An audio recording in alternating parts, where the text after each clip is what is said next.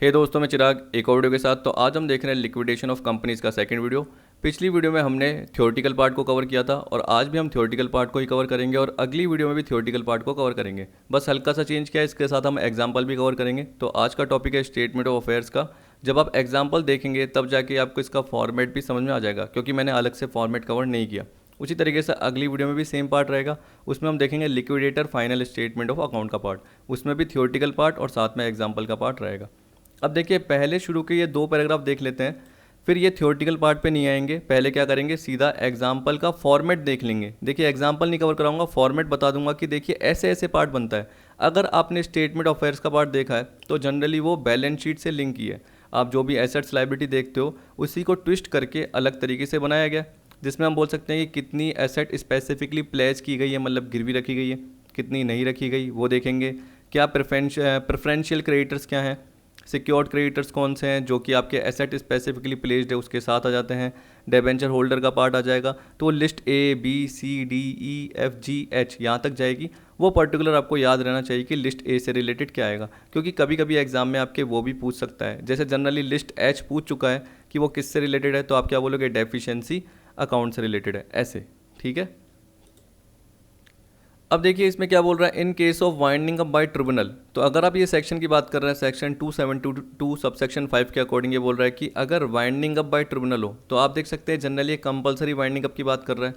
तो अगर हमने देखा था कि जो वाइंडिंग अप करती है उसकी पेटिशन कौन डालती है, कंपनी भी डाल सकती है, इसके अलावा क्रेडिटर डाल सकते हैं, कॉन्ट्रीब्यूटरी डाल सकते हैं, रजिस्ट्रार डाल सकता है, हम बोल सकते हैं कि गवर्नमेंट डाल सकती है। तो वो सारा पार्ट आपने देखा था पीछे पार्ट में।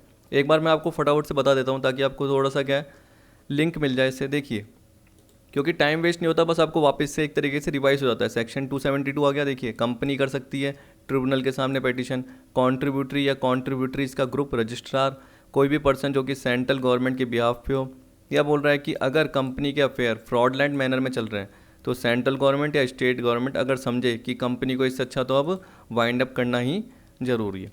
तो यहाँ पे क्या बोल दिया, नीचे ये बोल दिया कि जो सेक्शन 272 सबसेक्शन 5 है कंपनी एक्ट का, उसके अकॉर्डिंग अगर कंपनी क्या कर रही है, वाइंडिंग अप के लिए पेटिशन डाल रही है कोर्ट के सामने, तो कोर्ट तभी एडमिट करेगा अगर स्टेटमेंट ऑफ अफेयर प्रेजेंट किया गया है, साथ में लगाया गया है, और वो प्रॉपर फॉर्म में होना चाहिए और उस मैनर में होना चाहिए जो कि पर्टिकुलर प्रिस्क्राइब किया गया है।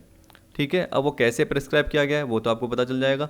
अब देखिए, ये सीधी सी बात है कि कोर्ट के सामने आना चाहिए, तो कोर्ट थोड़ी मांगेगा, कोर्ट के बिहाफ पे लिक्विडेटर को मिलना चाहिए। क्योंकि जनरली आप देखोगे जब भी लिक्विडेटर अपॉइंट करता है तो वो कौन अपॉइंट करता है, ट्रिब्यूनल, मतलब कोर्ट अपॉइंट करता है। तो कोर्ट क्या बोलेगा कि आप इस लिक्विडेटर को 21 डेज़ के अंदर, क्योंकि आपका वाइंडिंग अप का ऑर्डर हमने देख लिया है, एक प्राइमा फेसी आप क्या लग रहे हो कि वाइंडिंग अप का पार्ट आपका लग ही रहा है, इसलिए हम कर रहे हैं और वाइंडिंग अप का ऑर्डर दे रहे हैं। लेकिन अगर आपने 21 डेज़ के अंदर ये स्टेटमेंट ऑफ अफेयर नहीं दिया तो आपका वाइंडिंग अप का प्रोसेस नहीं होगा स्टार्ट, तो आपको ये देना पड़ेगा। ठीक है। इसी तरीके से इस सेक्शन में बोल रखा है कि जनरली इसमें तो कंपनी ने दिया, लेकिन यहाँ पे किसने दिया, कंपनी के अलावा अदर पर्सन ने। यानी कॉन्ट्रीब्यूटरीज बोल रहे हैं कि कंपनी का हम बोल सकते हैं कि बिजनेस ढंग से चल नहीं रहा या फ्रॉडलैंड मैनर में चल रहा है, ऐसे बोल सकते हैं। या क्रेडिटर्स बोल रहे हैं कि हमारे डेट ढंग से पे नहीं कर पा रही है, या फ्रॉडलैंड मैनर में चल रहा है, या ये हमें पेमेंट करने की नहीं कर रही है। तो वो पेटिशन डाल रहे हैं, मान के चलो कोर्ट में, तो वो कौन डाल रहे हैं, person other than the company. तो ये बोला, where petition for winding up is filed before the tribunal by any person other than the company, the tribunal shall if satisfied that a prima facie case for winding off the company is made out. इसका मतलब अगर tribunal यानी court को लग रहा है कि शुरू में वाइंडिंग अप ऑफ कंपनी का केस लग रहा है, यानी देखने से पता चल रहा है कि वाइंडिंग अप होना चाहिए, तो जनरली वो वाइंडिंग अप का प्रोसेस दे देगी, एक तरीके से बोलेगी कि पेटिशन मान जाएगी। लेकिन उससे पहले जनरली वो कंपनी को क्या बोलेगी कि आपको कोई ऑब्जेक्शन है क्या, आपके कॉन्ट्रीब्यूटरीज ने, आपके क्रेडिटर ने या गवर्नमेंट ने आपके ब्याह पे एक तरीके से क्या कर रखा है, वाइंडिंग अप का ऑर्डर दिया हुआ है, तो आपको इससे कोई ऑब्जेक्शन है। कंपनी बोलेगी नहीं, हम वाइंडिंग अप नहीं करवाना चाहते हैं। ठीक है, हम वाइंडिंग अप करवाएंगे क्यों, हमारा बिजनेस अच्छा चल रहा है, हम क्रेडिटर को पे कर रहे हैं, ये तो हमसे कुछ क्या है, क्रेडिटर जानबूझ के किसी पर्टिकुलर पॉइंट पे नाराज है इसलिए ऐसा कर रहे हैं। तो वहाँ पे आप अपना ऑब्जेक्शन रख सकते हो। तो कंपनी ने अगर ऑब्जेक्शन रख लिया तो उस केस में ज़रूरी नहीं है कंपनी का वाइंडिंग अप हो। ठीक है। अगर कोर्ट मान गया तो यहाँ पे एक तरीके से कंपनी को भी मौका दिया जा रहा है। तो यहाँ पे बोल रहा है, by an order direct the company to file its objection along with a statement of its affair within 30 days of order in such form and in such manner as may be prescribed. The tribunal may allow a further period of 30 days in a situation of contingency or special circumstances. तो यहाँ पे ये बोल रहा है एक तरीके से by an order direct the company to file its objection along with statement of its affair. तो अपना स्टेटमेंट ऑफ अफेयर दिखाइए, मतलब एसेट्स दिखाइए, और लाइबिलिटीज़ का पार्ट दिखाइए, वो स्टेटमेंट ऑफ अफेयर में दिखा देगी, और साथ में अपना ऑब्जेक्शन भी बताइए कि वाइंडिंग अप सही है या नहीं है। अगर मान गए तो उस केस में क्या होगा, या पर्टिकुलर सही पॉइंट रख लिए कि हाँ वाइंडिंग अप सही है या वाइंडिंग अप सही नहीं है, तो वो आगे का प्रोसेस उस हिसाब से स्टार्ट हो जाएगा। देखो ट्रिब्यूनल क्या कर रहा है, फर्दर 30 डेज भी दे रहा है। अगर कोई कंटिजेंसी यानी कोई ऐसा स्पेशल इवेंट हो जाए जिसमें हम बोल सकते हैं कि 30 डेज आगे बढ़ाना ही ज़रूरी है, तो वो 30 डेज आगे दे सकता है। अब ये ब्रॉड लाइंस जो दे रखी है ये अपन आगे देखेंगे, पहले अपन क्या कर रहे हैं, एक तरीके से फॉर्मेट का पार्ट कवर कर रहे हैं। पर एक बार ये लिस्ट देख लीजिए, मैं आपको बता देता हूँ, क्योंकि यहीं पे कवर कर रखी है, आपके एग्जाम के लिए काम में आ जाएगी। कोई भी लिस्ट आपसे पूछ सकता है। अब देखिए ए का मतलब क्या है, लिस्ट ए, तो याद रखना ऐसी असेट जो स्पेसिफिकली प्लेस नहीं रखी गई है, याद रखना, ठीक है।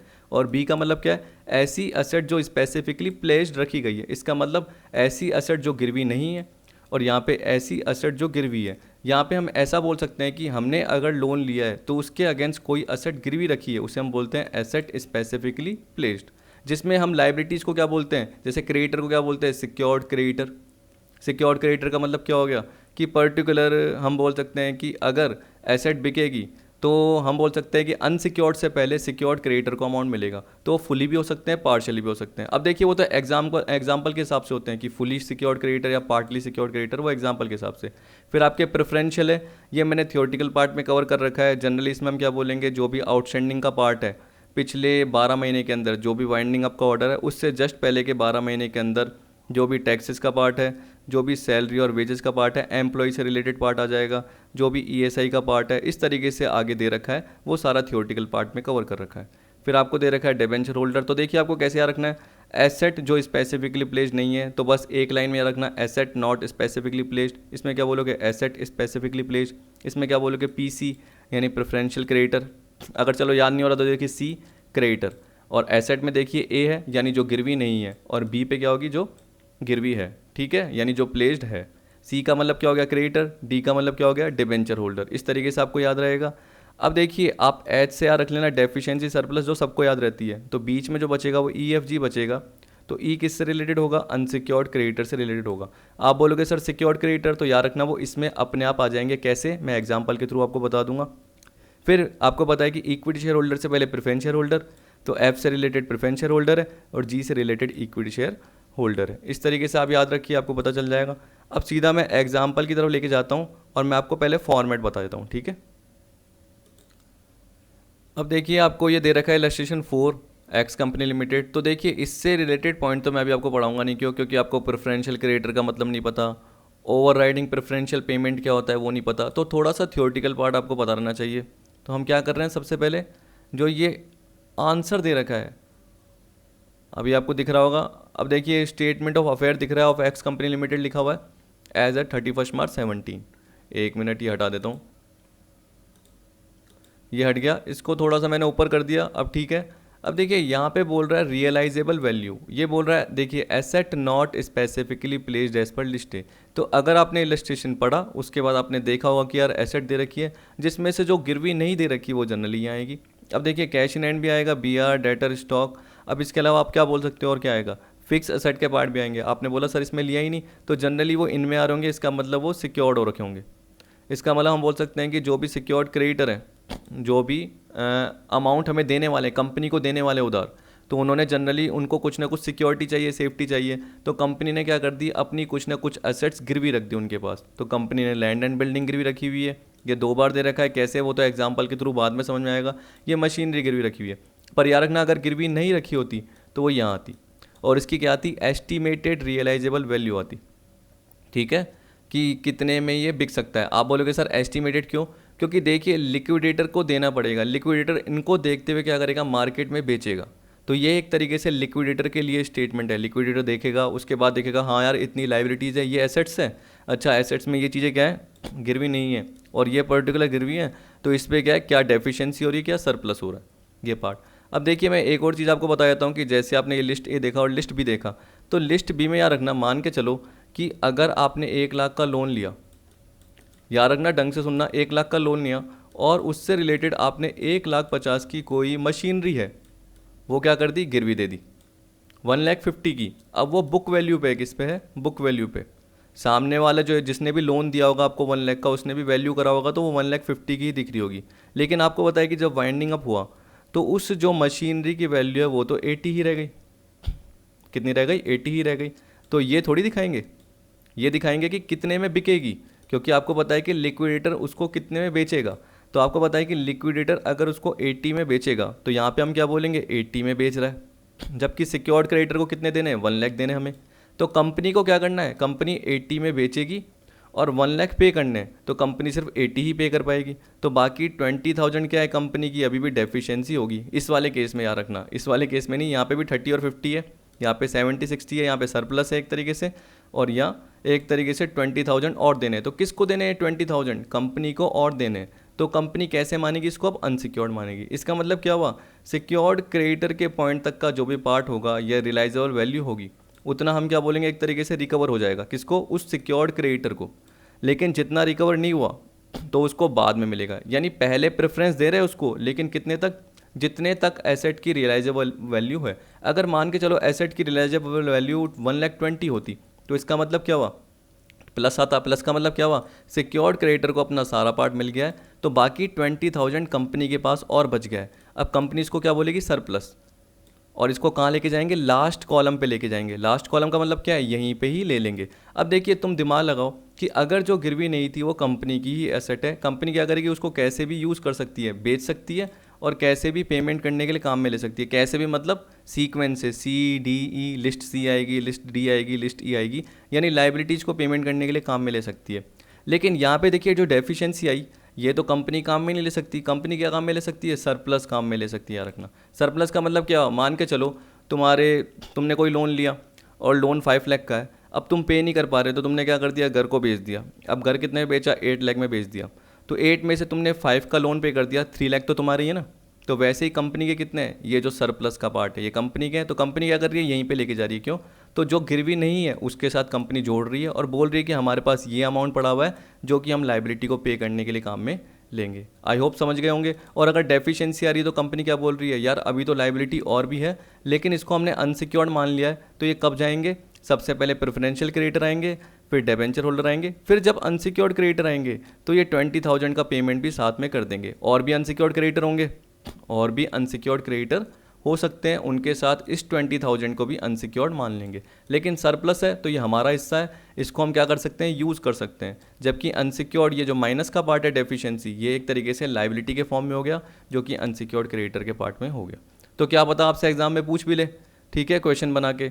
तो इसलिए मैंने आपको ये कवर करा दिया। समरी ऑफ ग्रॉस एसेट का मतलब यही होता है कि एसेट जो आपने स्पेसिफिकली प्लेस रखी है उसकी एस्टिमेटेड रिलाइजेबल वैल्यू कितनी है, और ये जो एसेट स्पेसिफिकली प्लेस नहीं रखी उसकी वैल्यू तो बाहर ही आती है। इनका टोटल मिला के क्या हो गया, समरी ऑफ ग्रॉस एसेट हो गया। अब देखिए ग्रॉस एसेट इसलिए करते हैं क्योंकि आप देखना पहला पार्ट खत्म आपका एसेट का, अब लाइबिलिटीज़ का पार्ट आ गया। जब लाइबिलिटीज़ का फॉर्मेट देखते हो तो देखिए इधर ग्रॉस लाइबिलिटी और इधर रुपीज़ है। जनरली आप यही वैल्यू कंसिडर करते हो, लेकिन ये भी लिखते हैं, ये लिखते हैं तो क्या होता है, जो ग्रॉस एसेट और ग्रॉस लाइबिलिटी का डिफरेंस होता है ना, तो लास्ट में आपका क्या आएगा, जो लिस्ट H आती है ना, सरप्लस या डेफिशिएंसी, ठीक। तो आपका ये देखो जो 6,14,500 और ये आ रहा है 5,02,000 और 6,14,500। तो जो प्रेफरेंस शेयर और इक्विटी शेयर को देने से पहले जो भी पार्ट आता है वो एक तरीके से डिफरेंस पता चल जाता है। वापस से बता देता हूँ, अभी आपको देखिए क्या है, एग्जाम्पल के थ्रू समझ में आ जाएगा। मैं तो पर्टिकुलर फॉर्मेट बता रहा हूँ। जो आपने ये ग्रॉस एसेट देखी, जो ये देखी मैंने आपको बताई अभी, ठीक है, कि एक तो आपकी जो एसेट आपने स्पेसिफिकली प्लेस नहीं रखी थी 292 जो बाहर दे रखी थी, और एक आपको पता है कि जो आपको टेबल दे रखी थी अंदर, उसके अंदर जो अमाउंट था 2,10,000 का, जिसको हम बोल रहे हैं कि एसेट स्पेसिफिकली प्लेस, इनका टोटल ग्रॉस एसेट है। और यहाँ पे जो ग्रॉस लाइबिलिटीज़ दे रखी है, इसका जो टोटल आपको दे रखा है, ये दे रखा है 6,14,500। इसका जो डिफरेंस है तो देखिए माइनस में आ रहा है, क्या आ रहा है, माइनस में आ रहा है। और जो आपका आंसर आ रहा है ना लास्ट में, वो भी यही आ रहा है। तो इसका मतलब ये भी सेम होगा और जो आंसर होगा वो भी सेम होगा। लेकिन देखिए अमाउंट जो है ये 6,14,500, यहाँ का जो अमाउंट टोटल करोगे सारा का सारा, वो ज़रूरी नहीं है सेम हो। तो हम क्या करते हैं, उसको लेस करते हुए लेके आते हैं। कैसे, आपको समझ में आ जाएगा। अभी देखिए अगर आप टोटल देखोगे यहाँ का तो कितना है, ये 3,37,000 आप यूज़ कर सकते हो किसके लिए, प्रेफरेंशियल क्रेडिटर को पे करने के लिए, डिबेंचर होल्डर, और फिर उसके बाद अनसिक्योर्ड क्रेडिटर का। अब देखिए लिस्ट ए और बी तो हो गई, अब लिस्ट क्या बची, लिस्ट सी, लिस्ट डी, लिस्ट ई, फिर आपका क्या है एफ जी किससे रिलेटेड है, प्रेफरेंस शेयर और इक्विटी शेयर, और एच किससे रिलेटेड है, या तो सरप्लस आएगा या डेफिशिएंसी आएगी।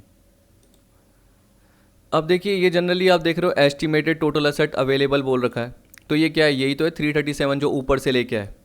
तो अब ये 337 ऊपर लाइबिलिटी का पॉइंट आपको दिख रहा है लिखा हुआ, चाहे फॉर्मेट के यहाँ पे देख सकते हो, दिख रहा है लाइबिलिटीज़ का पॉइंट, तो आपको पता है कि ये तो एसेट है रियलाइज़ की हुई।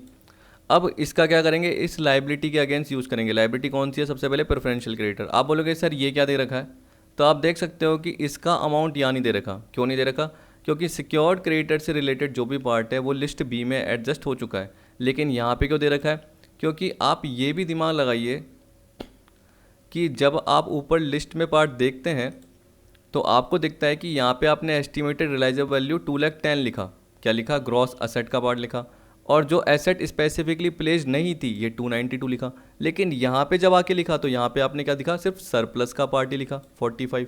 तो आप इसका यूज़ करना चाहते हो, और ये तो एक तरीके से क्या फॉर्मेट का पार्ट है जिसमें हम दिखाना चाहते हैं कि जो भी हमारी टोटल एसेट है उसकी टोटल रियलाइजेबल वैल्यू क्या है।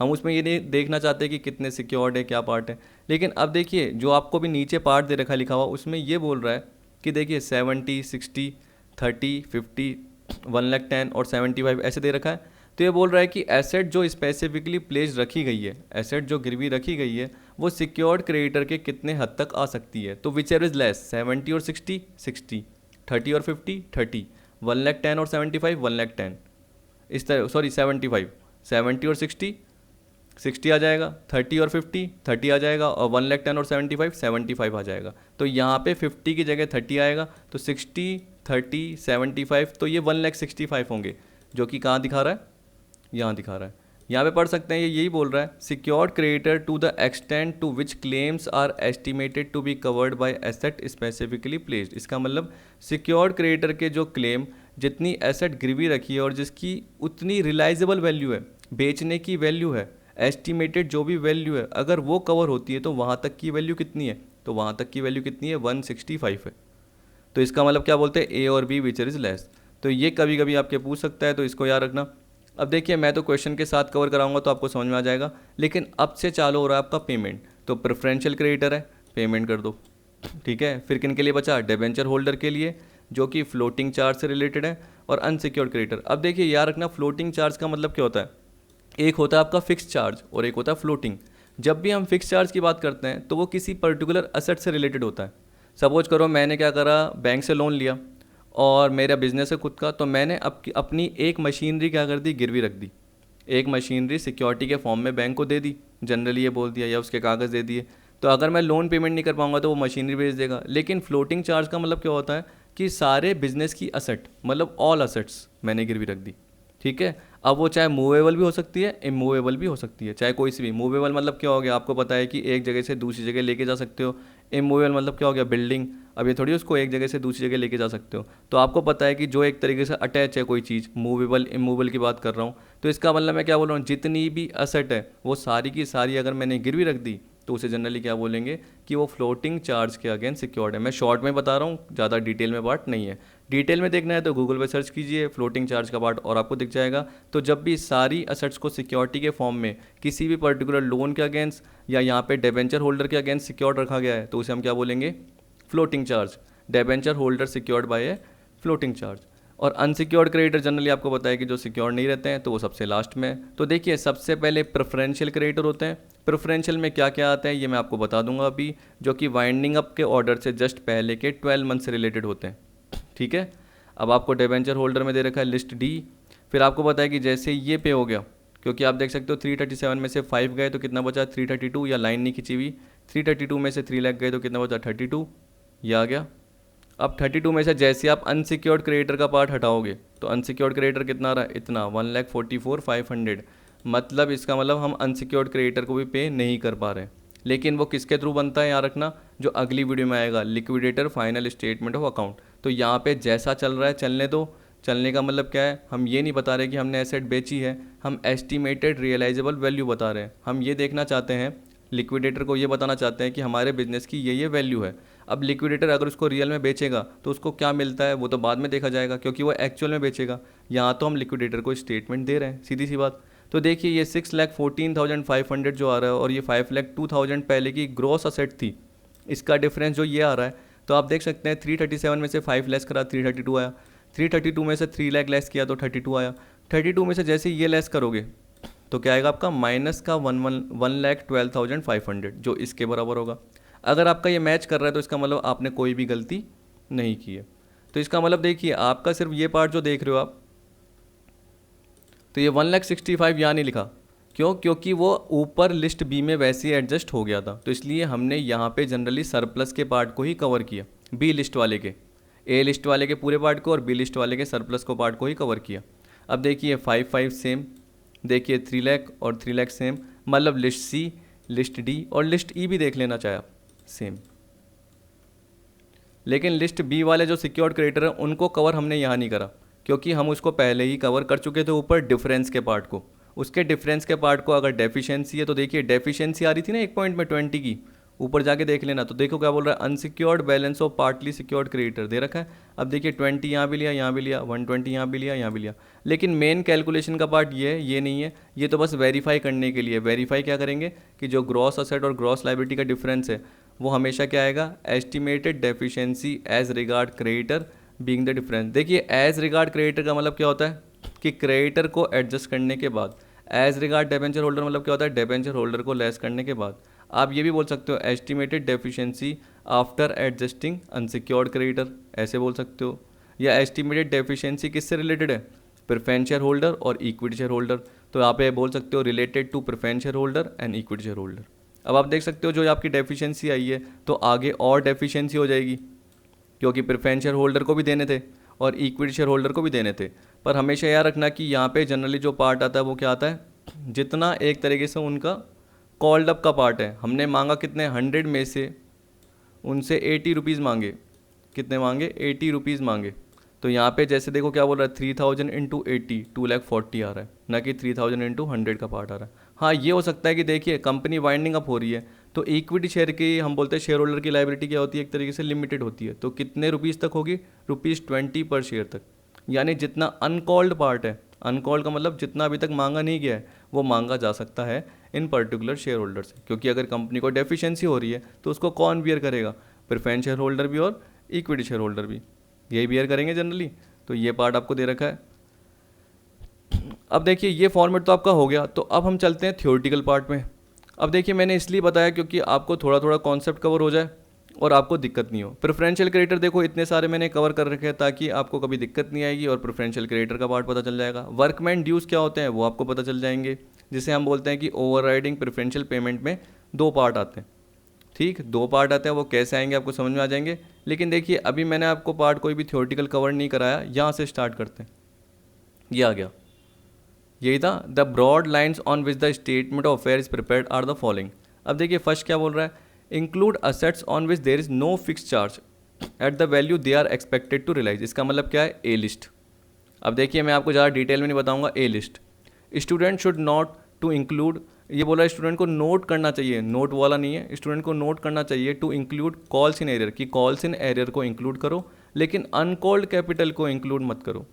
ठीक है, तो अगर आपको ध्यान हो तो एसेट से रिलेटेड हमारा एग्जाम्पल है ना, उसमें हमने कॉल्स इन एरियर का पार्ट लिया है। अनपेड कॉल्स भी बोल सकते हो उसको, याद रखना क्या बोल सकते हो, अनपेड कॉल्स भी बोल सकते हो। हम ये बोल सकते हैं कि हमने शेयर होल्डर से मांगे, उसने दिए नहीं, जो कि आपने इशू फॉरफीचर रीइशू वाले पार्ट में देख लिया।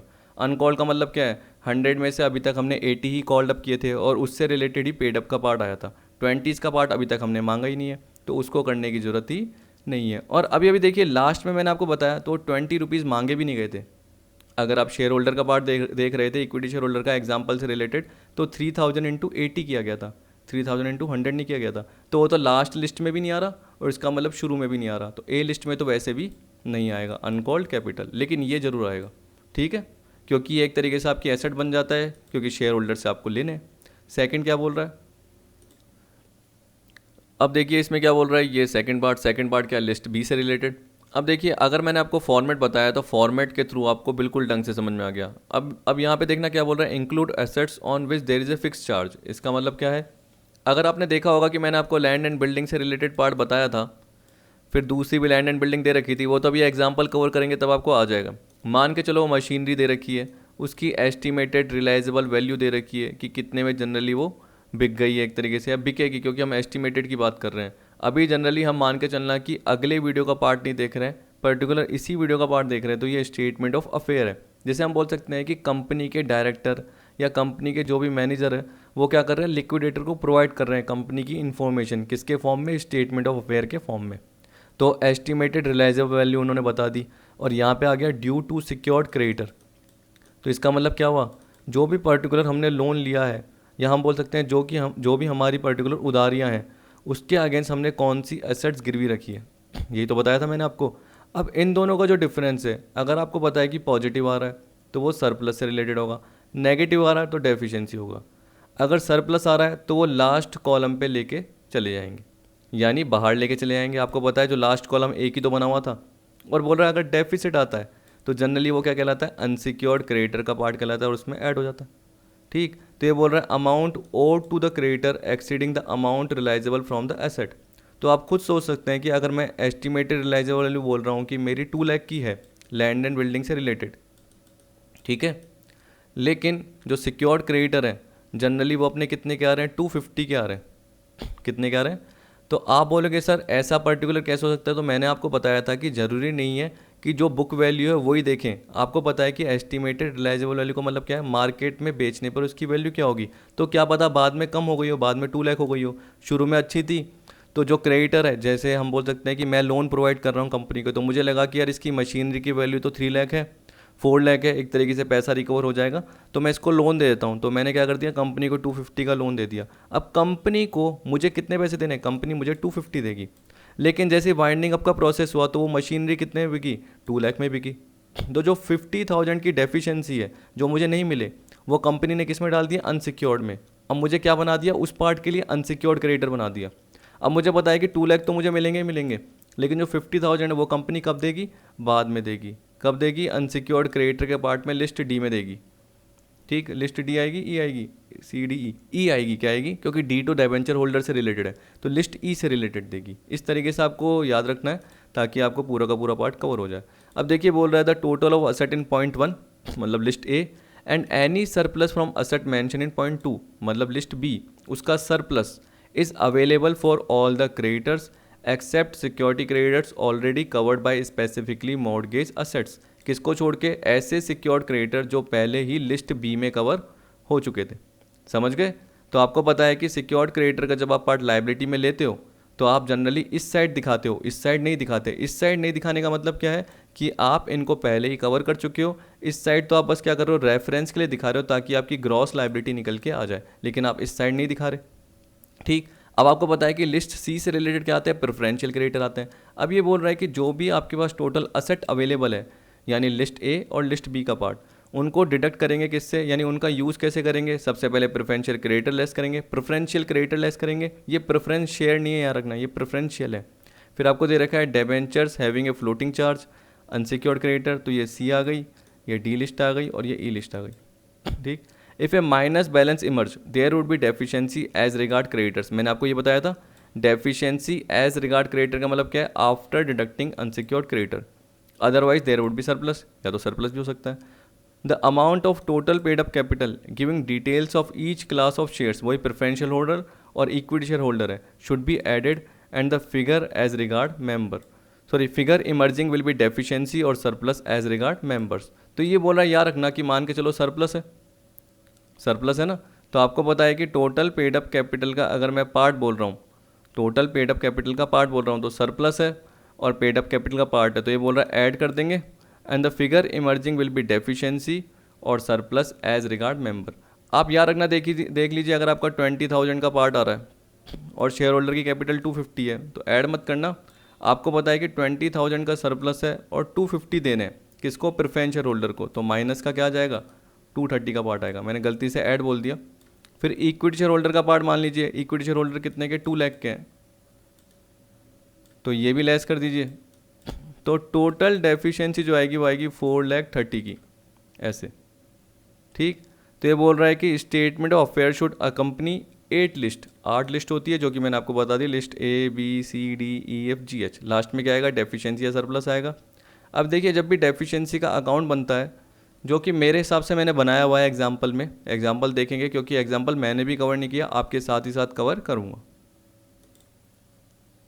अब देखिए ये लिस्ट एच के अकॉर्डिंग आपको बताया डेफिशिएंसी अकाउंट, तो यहाँ पे क्या बोल रहा है, official liquidator will specify a date for a period minimum 3 year beginning with the date on which information is supplied for preparation of an account to explain the deficiency और surplus. तो आपको बताया कि जब लिक्विडेटर अपॉइंट हुआ तो वो deficiency या सरप्लस का पार्ट निकालने की कर रहा है। तो ये जो डेफिशिएंसी अकाउंट है वो क्या कर रहा है, एक तरीके से ये बोल सकते हैं कि मांग रहा है, सामने वाले से बोल रहा है कि आप पर्टिकुलरली प्रोवाइड हमें कीजिए, यानी डेफिशिएंसी अकाउंट को बनाइए जो जनरली 2 पार्ट में होगा, जिसके लिए मिनिमम क्या होना चाहिए, मिनिमम 3 ईयर्स, मैक्सिमम की कोई रेस्ट्रिक्शन नहीं है बोल रखा है। तो आप जो भी डेटा प्रोवाइड कीजिए वो पर्टिकुलर क्या होना चाहिए, या जो भी डेफिशिएंसी अकाउंट जनरली आप प्रोवाइड कर रहे हैं वो मिनिमम 3 ईयर से रिलेटेड होना चाहिए।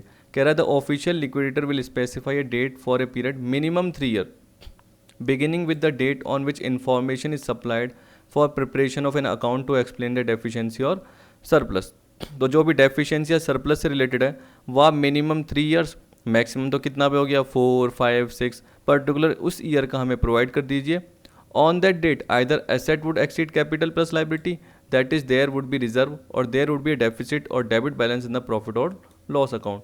अब देखिए ये बोल रहा है कि या तो क्या होगा, सीधी सी बात है, जब भी ये पर्टिकुलर अकाउंट प्रोवाइड करने के लिए बोलेंगे तो हम बोल सकते हैं कि देखिए बैलेंस शीट का पार्ट आता है, तो बैलेंस शीट में क्या आता है, एसेट्स का पार्ट आता है और एक साइड आपका क्या आता है, कैपिटल और लाइबिलिटी का पार्ट आता है।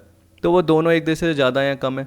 अगर हम बोलेंगे कि ऐसे आइटम जो कि डेफिशिएंसी में कंट्रीब्यूट कर रहे हैं, अगर मैं बोलता हूँ कि कैपिटल और लाइबिलिटी का पार्ट एसेट से ज़्यादा है तो जनरली डेफिशिएंसी का पार्ट दिखता है।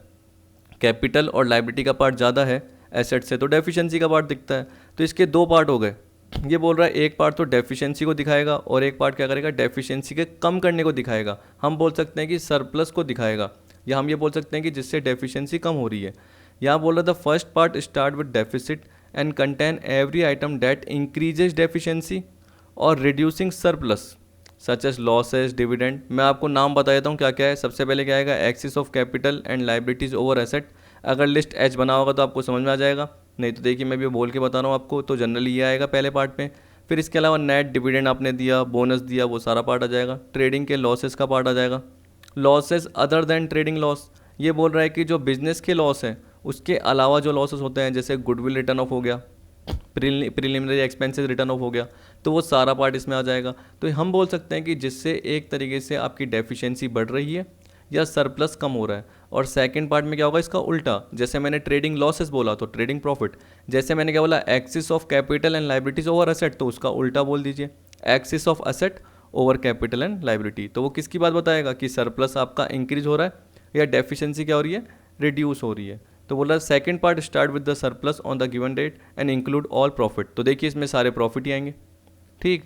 तो ट्रेडिंग प्रॉफिट वाला पार्ट आएगा, ट्रेडिंग प्रॉफिट के अलावा प्रॉफिट आएंगे, या ऐसे जो आइटम जो कि डेफिशिएंसी को रिड्यूस कर रहे हैं या सरप्लस में क्या कर रहे हैं, कंट्रीब्यूट कर रहे हैं, बढ़ा रहे हैं। If the total of the first exceed that of second there would be a deficiency to the extent of the difference and if the total of second part exceed that of first there would be a surplus. अगर ये ज़्यादा है और ये कम तो आपको बताएगी surplus का पार्ट, और अगर ये ज़्यादा है डेफिशिएंसी और सरप्लस कम तो आपको बताए डेफिशिएंसी का पार्ट आ जाएगा बैलेंसिंग फिगर से। अब यहाँ पे आपको दे रखा है ओवरराइडिंग प्रेफरेंशियल पेमेंट। अब याद रखना कि ये बोल रहा है कि जो भी पर्टिकुलर जितने भी डेट हैं, जितनी भी आपकी लाइबिलिटीज है, चाहे आपने कौन सा पढ़ा, प्रेफरेंशियल क्रेडिटर पढ़ा, याद रखना ये overriding preferential payment preferential creditor नहीं है। याद रखना overriding preferential payment preferential creditor नहीं है, क्योंकि बस एक डिफरेंस है, मैं आपको बता देता हूँ। यहाँ पे जनरली वर्कमैन का पार्ट लिया जाता है और जब प्रेफरेंशियल क्रेडिटर की बात करते हैं तो वहाँ एम्प्लॉयज़ का पार्ट लिया जाता है। अब वर्कमैन और एम्प्लॉय में क्या डिफरेंस है, जनरली आपने वो इंडस्ट्रियल डिस्प्यूट एक्ट देखा होगा तो उसके अकॉर्डिंग हम बोल सकते हैं, या वर्कमैन कंपनसेशन एक्ट देखा होगा तो वर्कर की क्या होती है, अलग डेफिनेशन हो जाती है, इसलिए थोड़ा सा फ़र्क आ जाता है। फिर भी मैं आपको एक बार बोल के बता दूंगा कि वर्कमैन की क्या डेफिनेशन होती है। तो जो सेक्शन 326 है ये किससे रिलेटेड है, वर्कमैन से रिलेटेड है, जबकि जो प्रेफरेंशियल क्रेडिटर का पार्ट देखते हो वो जनरली किससे रिलेटेड होता है, एम्प्लॉयज से रिलेटेड होता है। तो हम जो दिखाते हैं कहाँ पे, स्टेटमेंट ऑफ अफेयर में, वो प्रेफरेंशियल क्रेडिटर दिखाते हैं। अगर आपको पता है कि उससे पहले कोई पार्ट आता है तो वो ओवरराइडिंग प्रेफरेंशियल पेमेंट भी आ सकते हैं, लेकिन देखिए स्टेटमेंट में कहीं दिखता नहीं है। तो यहाँ पे ये बोल रहा है in the winding up of a company under this act the following debt should be paid in priority to all other debt. बोल दिया ना कि बाकी सारे जितने भी लाइबिलिटी है उनसे सबसे पहले इनको पे करना है। सबसे पहला क्या बोल दिया, वर्कमैन ड्यू। इसका मतलब कंपनी ने काम कराया उनसे और उनको अमाउंट नहीं दिया, सैलरी वेजेस ये सारा पार्ट आ जाएगा जिसको हमने डिटेल में नीचे कवर कर रखा है। तो एक बार क्या करते हैं, देखिए जैसे देख रहे हैं कि वर्कमैन ड्यूज़, तो वर्कमैन ड्यूज़ देखते ही सीधा ये देख लेते हैं कि वर्कमैन ड्यूज़ क्या होते हैं, साथ साथ कवर हो जाएंगे। तो ये बोल रहा है in relation to a company means the aggregate of the following sum due from the company to its workman. अब वर्कमैन क्या होता है, आप चाहे देख लेना, वर्कमैन ऊपर दे रखा है इस पॉइंट में। ये बोल रहा है workman in relation to company means the employees of the company being workman within the meaning of section 2 subsection S of the Industrial Dispute Act 1947। तो यहाँ पे क्या बोल रहा है, इंडस्ट्रियल डिस्प्यूट एक्ट 1947। अब देखिए वर्कमैन का मतलब क्या है, ये जनरली आपने डेफिनेशन के थ्रू देख लिया, तो इसको आप गूगल पे सर्च कर लीजिएगा। फिर भी मैं आपको बताता हूँ कि इसका मतलब क्या है हल्का सा। वर्कमैन का मतलब ये होता है कि जो पर्टिकुलर मैनुअल वर्क करते हैं, अनस्किल्ड स्किल्ड वर्क करते हैं, टेक्निकल वर्क करते हैं। तो आप बोलोगे सर इसमें आपके वो वाले पार्ट आएंगे कि जो जनरली ऑफिस में काम करते हैं, यानी एडमिनिस्ट्रेटिव कैपेसिटी में काम करते हैं, नहीं। मैनेजरल वर्क करते हैं, मैनेजिंग डायरेक्टर ये पर्टिकुलर आएंगे, मैनेजर नहीं आएंगे। तो जो अगर मैनेजरल वर्क करते हैं या एडमिनिस्ट्रेटिव कैपेसिटी में करते हैं वो भी नहीं आएंगे। सुपरवाइज़र आ सकते हैं लेकिन सुपरवाइज़र नहीं भी आ सकते हैं। इसका मतलब क्या है, अगर सुपरवाइज़र की वेजेस 10,000 रुपीज़ पर मंथ से ज़्यादा है, 10,000 रुपीज़ पर मंथ से ज़्यादा है, एक्सीड हो जाती है, अगर 10,000 तक है तो तब जनरली वो वर्कमैन में आ जाएंगे। लेकिन अगर 10,000 रुपये पर मंथ से ज़्यादा है सुपरवाइज़र की तो वो वर्कमैन में नहीं आएंगे। फिर हम बोल सकते हैं कि वो एक तरीके से एम्प्लॉयज़ वाले पार्ट में आ जाएंगे, प्रेफरेंशियल क्रेडिटर के पार्ट में आ जाएंगे। आप बोलोगे सर यहाँ पे तो आपने बता दिया एम्प्लॉयज़। देखिए ये किसके हिसाब से बोला, इंडस्ट्रियल डिस्प्यूट के हिसाब से, कि वो कंपनी के एम्प्लॉय हैं लेकिन उन्होंने क्या नाम दे दिया, वर्कमैन नाम दे दिया। तो तभी इसके लिए सेक्शन आपका 8326 आ गया जो अपन ने देखा, ठीक है। और इसमें वर्कमैन ड्यू बोल दिया, और बी वाला पॉइंट अपन ने अभी देखा नहीं है क्योंकि अभी मैं बता रहा हूँ आपको वर्कमैन क्या है और वर्कमैन ड्यू में क्या आ रहा है। तो नॉर्मल जब भी आप सोचो तो सिर्फ आप क्या सोचो, दो चीज़ें सोच लेना, यही काफ़ी होगी। अगर ये इतना पर्टिकुलर बड़ा पॉइंट देखोगे तो इसमें भी मैं शॉर्ट में बता दूंगा कि इसका मतलब क्या है। देखिए बोला ऑल वेजेस और सैलरी इंक्लूडिंग वेजेस पेबल। तो आपको पता है कि ड्यूज़ मतलब क्या है, इनको अभी तक दिए ही नहीं है, तो कंपनी की अभी भी ऑब्लिगेशन है। तो कंपनी क्या कर रही है, अपनी एसेट में देगी। तो टोटल एसेट जो भी रियलाइजेबल वैल्यू है उसमें से सबसे पहले इन्हें देगी, ठीक है। क्यों, क्योंकि ये कंपनी में क्या कर रहे हैं, अभी काम कर रहे हैं, मान के चलिए कंपनी में काम कर रहे हैं, तो आपने इनको करंट की ही वेजेस सैलरी नहीं दी और वो आउटस्टैंडिंग है तो वो तो दोगे दोगे। All accrued holiday remuneration becoming payable to any workman. वही चीज़ जो आप देखते हो कि जनरली क्या होता है, साल के दौरान आपको क्या होता है, मैं वो मान के चलता हूँ कि आपको 15 डेज़ या 30 डेज़ आपको घूमने का मैं बोल सकता हूँ कि हाँ हॉलीडे से रिलेटेड एक रेमुनरेशन मिलता है कि आप घूम सकते हो, अगर आप छुट्टी कर सकते हो, लीव ले सकते हो, ये भी बोल रहा हूँ मैं। यानी आप हॉलीडे ले सकते हो, उसका भी आपको रेमुनरेशन मिलेगा, एक तो ये होता है। लेकिन अगर आपने हॉलीडे नहीं लिया, जनरली जो आपको हॉलीडे प्रोवाइड किया गया था कि ईयर में जैसे 1 ईयर में आप 30 डेज़ का हॉलीडे ले सकते हो या 15 डेज़ का हॉलीडे ले सकते हो जब भी आपको लेना है, तो आप घूमने ही नहीं गए तो वो आपका एक्रू हो गया। एक्रू का मतलब क्या हो गया, वो जमा हो गया। तो जनरली आपने स्कूल में भी देखा होगा कि आपको क्या होता है कि हम बोलते हैं कि 1 मंथ के हिसाब से 1 दिन या 2 दिन क्या होती है आप लीव ले सकते हो, संडे के अलावा पर्टिकुलर आप लीव से ले सकते हो, किसी किसी स्कूल में होता है, तो वो एक्रू होती जाती है। और जो भी स्कूल वाले वो जनरली क्या करते हैं, ईयर एंड पे आपको क्या करते हैं, सेटलमेंट करते हैं, या आपका जो भी पीरियड एंड हो जाता है मार्च अप्रैल, उसके बाद क्या करते हैं, वो सेटलमेंट कर देते हैं और आपको उस हिसाब से 15 डेज़ 20 डेज़ के हिसाब से सैलरी प्रोवाइड कर देते हैं, ठीक है। यही पार्ट होता है। तो यहाँ पे बोल दिया all accrued holiday remuneration becoming payable to any workman. तो जो भी उसका हॉलीडे का रेमुनरेशन जमा है वो सारा का सारा उसको मिल जाएगा बाद में, ये भी बोल रहा है। फिर इसी तरीके से लाइबिलिटीज़ वाले पार्ट में कंपनी के ये भी आ रहा है। अब ये वर्कमैन के कंपनसेशन से रिलेटेड है, ये बोल रहा है। तो ये बोल रहा है unless the company is being wound up voluntarily merely for the purposes of reconstruction और अमालगमेशन विद अनदर कंपनी, और unless the company has at the commencement of winding up under such a contract with insurer as is mentioned in section 14 of workman compensation act 1923, ठीक है। ये आपको बोल दिया 19 of 1923, right capable of being transferred to and vested in the workman all amount due in respect of any compensation or liability for compensation under the said act in respect of the death or disablement of any workman of the company। अब देखिए अगर आपने insurance करवा रखा है तो generally insurance company क्या करेगी, इंश्योरर जो भी पर्सन है यानी जो भी कंपनी है उसको वर्कमैन की डेथ से रिलेटेड या वर्कमैन को जो भी डिसेबलमेंट हुआ है, जो भी चोट लगी है, उससे रिलेटेड इंश्योरेंस प्रोवाइड कर देगी और सामने वाले को मिल जाएगा। तो ये बोल रहा है अनलेस। तो इसके अलावा नॉर्मल तरीके से बोल रहा है कि कंपनी की लायबिलिटी क्या रहेगी, कंपनी की जनरली लायबिलिटी रहेगी जो भी कंपनसेशन उसको देना है तो उसका अमाउंट ड्यू है, अभी तक दिया नहीं है। तो बस ये पढ़ लेना और कुछ नहीं है। All amount due in respect of any compensation और liability for compensation under the said act. तो सैड एक्ट कौन सा, ये वर्कमैन कंपनसेशन एक्ट 1923 के अकॉर्डिंग जो भी अमाउंट ड्यू है वर्कर से रिलेटेड वो कंपनी को देना पड़ेगा। अब यहाँ पे क्या बोल रहा है, all amount due in respect of any compensation और लायबिलिटी फॉर कंपनसेशन, जो कि हम बोल सकते हैं कि देखिए क्लेम बन जाता है कंपनसेशन रिलेटेड, तो वो किससे रिलेटेड हो सकता है, वर्कर की डेथ हो गई या वर्कर को कोई डिसेबिलिटी अराइज हो गई, उससे रिलेटेड पार्ट आ गया, तो ये ड्यू हो गया। फिर आपको बोल दिया all sum due to any workman from PF, provident fund, pension fund, gratuity fund और any other fund maintain by the company. ठीक, तो जिसमें आप देखते हो एम्प्लॉयर भी कंट्रीब्यूट करता है और एम्प्लॉय भी कंट्रीब्यूट करता है। तो ये सारा पार्ट इससे रिलेटेड हो गया। इसके अलावा आपको बोल दिया where a secured creditor has realized a secured asset, so much of the debt due to such secured creditor as could not be realized by him, or the amount of workman portion in his security if payable under the law which is less pari passu with the workman's due। इस line का मतलब क्या हुआ, अगर आप वापस पढ़ के देखिए तो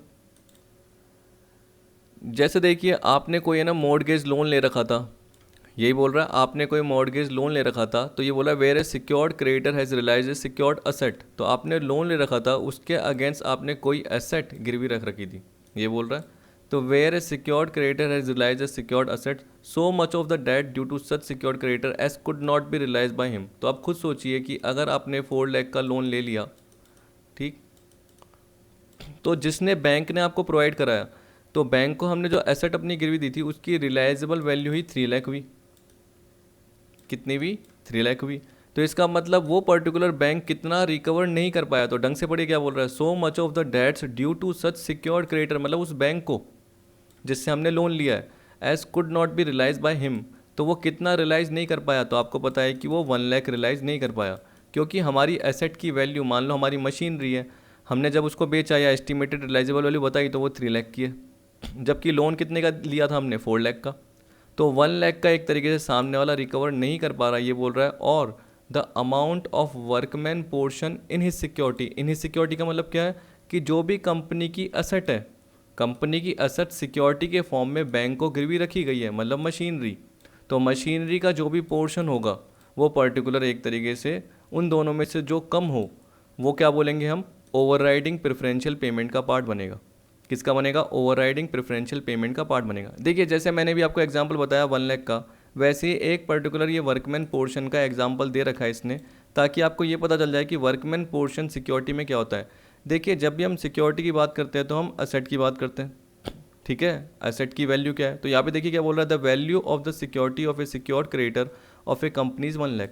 इसका मतलब ये मान के चलिए कि कोई क्रेडिटर है जिससे हमने लोन ले रखा है, तो हमने उसको एसेट जो गिरवी दे रख रखी है ना, उसकी वैल्यू कितनी है, 1 लाख की। एस्टिमेटेड रियलाइजेबल वैल्यू कितनी है, 1 लाख की। Total amount of the workman dues कितना, 1 lakh.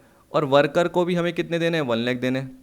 The amount of debt due from the company to its secured creditor is 3 lakh.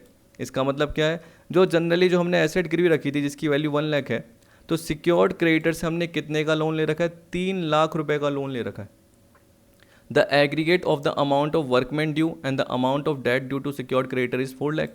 अब आप देख सकते हैं कि वर्कमैन का ड्यू अमाउंट और सिक्योर्ड क्रेडिटर का ड्यू अमाउंट टोटल मिला के कितना बना, 4 लाख। और आपको पता है कि एसेट्स की जो वैल्यू थी वो 1 लाख थी। The workman portion of the security is there for 1/4 of the value of security. तो सिक्योरिटी मतलब क्या हो गया, एसेट।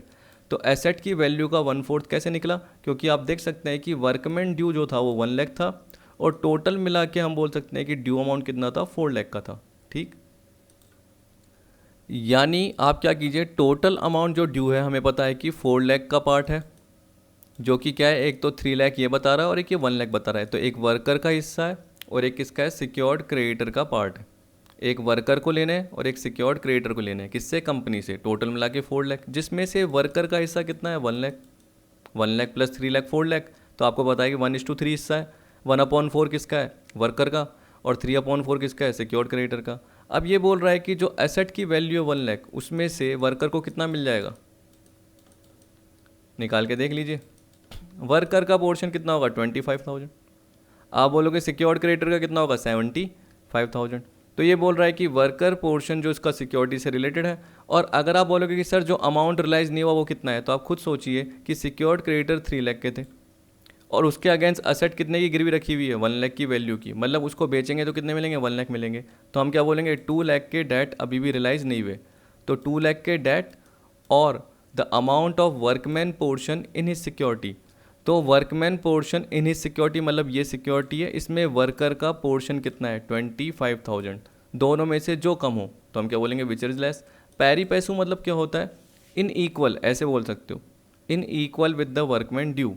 तो जनरली आप देखोगे दोनों में से जो कम हो 25,000 का पार्ट होगा, जो कि एक तरीके से वर्कमैन ड्यू से रिलेटेड हो जाएगा। तो यहाँ पे बोल रहा है कि वर्कर को ड्यू अमाउंट तो मिलेगा ही मिलेगा, इसके अलावा सिक्योर्ड असेट से रिलेटेड जो पार्ट है तो हम बोलेंगे जितना डेट रिलाइज नहीं हुआ या वर्कर का पोर्शन सिक्योरिटी में जितना सा है उनमें से दोनों में से जो कम हो वो पर्टिकुलर कैलकुलेट हो जाएगा। अब देखिए यहाँ पे याद रखना, मैंने जो यहाँ पे निकाला हुआ है सिर्फ क्या निकाला है, विच इज लेस का पार्ट निकाला है। तो मैंने वर्कमैन पोर्शन का पार्ट निकाला है, मैंने कैलकुलेशन का पूरा पार्ट नहीं निकाला, मैंने सिर्फ वर्कमैन पोर्शन इन सिक्योरिटी का पार्ट निकाल के बताया। तो देखिए आएगा तो एग्जाम में नहीं, फिर भी दे रखा है तो इसलिए हमने कवर कर लिया, ये नहीं आएगा ठीक, क्योंकि आपके वर्कमैन ड्यू से रिलेटेड पूछ सकता है कि उसमें क्या क्या हो सकता है। अब याद रखना कि ओवरराइडिंग प्रेफरेंशियल पेमेंट का मतलब क्या है कि अभी तक हमने डिबेंचर होल्डर, प्रेफरेंशियल क्रेडिटर की बात करी, हमने अनसिक्योर्ड क्रेडिटर का पार्ट देखा था। तो हमने जब भी वो पर्टिकुलर पार्ट देखे तो उनसे पहले ओवरराइडिंग प्रेफरेंशियल पेमेंट का पार्ट आता है। तो ये बोला the following payment should be made in priority to secured creditor. तो देखिए बोल दिया ना कि सिक्योर्ड क्रेडिटर से पहले भी इनको पेमेंट करना चाहिए। तो ऑल वेजेस और salary including wages payable, all accrued holidays remuneration becoming payable to any workman, ये बोल दिया। If the above payment are payable for a period of 2 years preceding the winding up order, then the same shall be paid in priority to all other debt, including debt due to secured creditor, within a period of 30 days of sale of asset, and shall be subject to such charge over the security of secured creditor।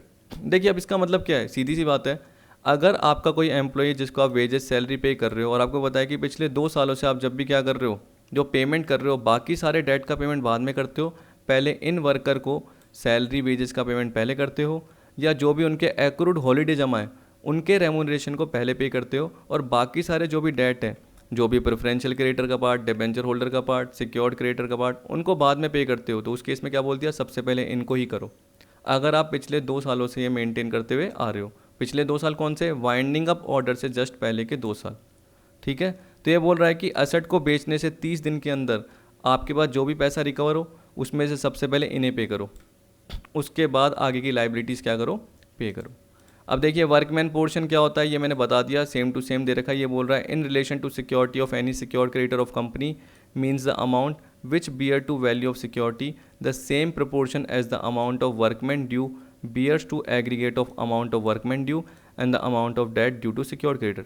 अगर इसको break करोगे तो यहाँ पे देख लेना, ये दोनों को मिला के एंड बोल रखा है, इसका मतलब 1 लाख प्लस 3 लाख 4 लाख था, ठीक है।